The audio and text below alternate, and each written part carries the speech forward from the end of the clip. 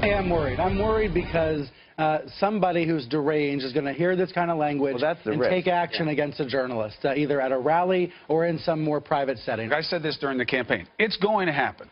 And I don't want it to happen. That's what you mean by somebody's going to get hurt. Somebody's going to get hurt. It's just a question of time because just like in every other dynamic in life, if you take somebody who's got a legitimate reason to be upset in the first place and you pump them up and it starts to become a call to action, somebody's going to get hurt. Somebody's going to get hurt. Michelle Malkin joins us right now from Denver, Colorado. She, of course, is the senior editor at Conservative Review. So, Michelle, there you got some members of the mainstream media talking about how when Trump puts out there that the media are the enemies of the American people and fake news and stuff like that, that's going to lead to trouble. Yeah, well, this is about delegitimizing very legitimate criticism. This is about trying to criminalize political dissent in America, and it's what the left is always about. They are trying to invoke some sort of impenetrable shield around journalists who have long enjoyed living in a bubble. And Donald Trump, more than any other politician in modern America, has successfully pierced that bubble, and they're panicked about it. Well, let me say this.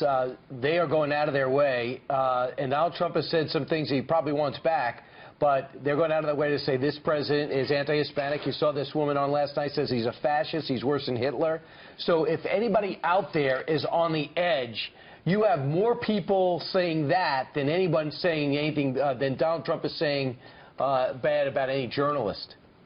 Yeah, that's right. And you want to talk about inflammatory rhetoric and incitements to violence. Where are all these journalists to criticize members of Hollywood, members of their own industry, who have outright explicitly called for violence, not only against Donald Trump himself?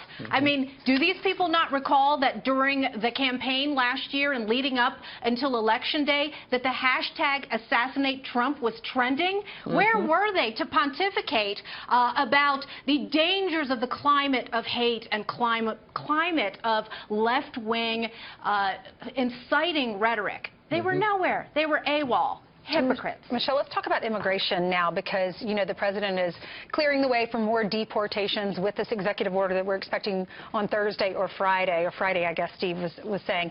If you look at this Harvard study, it says 80% of people, 80%, this is a Harvard study, they support cities that arrest illegals, and they say that they should turn them over to ICE agents or to Border Patrol agents so that they should be deported if they're criminals.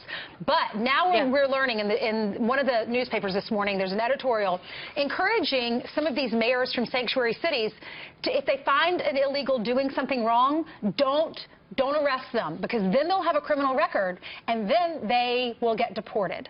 What's your opinion? Yeah. Well, first of all, we have to stop calling these places sanctuary cities. They're outlaw cities. These are safe spaces for criminality, and people are sick and tired of it. And the hue and cry from ordinary Americans and taxpayers who know that they're pandering mayors and their mush-minded police chiefs are not serving them, but rather serving open border special interests. They're finally being heard by Donald Trump and this administration. We now have an Attorney General, Jeff Sessions, who is committed to enforcing the rule of law and sending a message to every one of these police departments that they must not defy that rule of law. I just hope President Obama is not behind it, because can you imagine Bill Clinton doing that to Bush 43 or 43 doing that to President Obama? If his organization is behind it and he's fueling it, that is, needless to say, unpresidential club-like.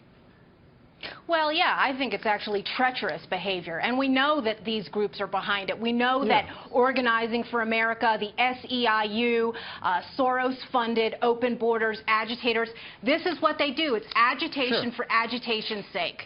Absolutely, and Barack Obama doesn't want his legacy destroyed by Donald Trump, so he would do, I would imagine he would do pretty much anything to continue the legacy, and so that's why OFA now, Organizing for Action, is out there organizing people. Last night on this channel, Michelle, I don't know if you saw the Tucker Carlson program, but he had one of these organizers for one of these groups called Refuse Fascism, and he called her out just to figure out what they're about, and all he wanted to know was, what do you want? But she was really more interested in name-calling and delegitimizing the president, so they didn't get very far. But nonetheless, we'd like to play a little of it for entertainment purposes.